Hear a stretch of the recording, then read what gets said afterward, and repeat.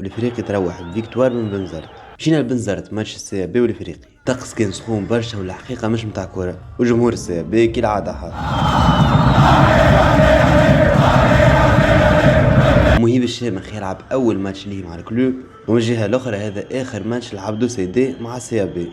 ميطانو ما فيش برشا كوره، اما التونسيون كانت طالعه، الشيء اللي خلى الاربيتر يطلب من عبدو سي دي انه يهدي الجمهور.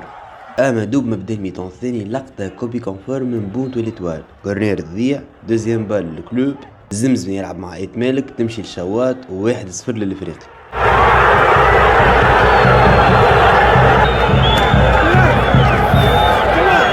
الماتش ما طولش، بعدها بدقيقة الجوجي تضرب في راسه من عند الجمهور، والحكم يوقف الماتش.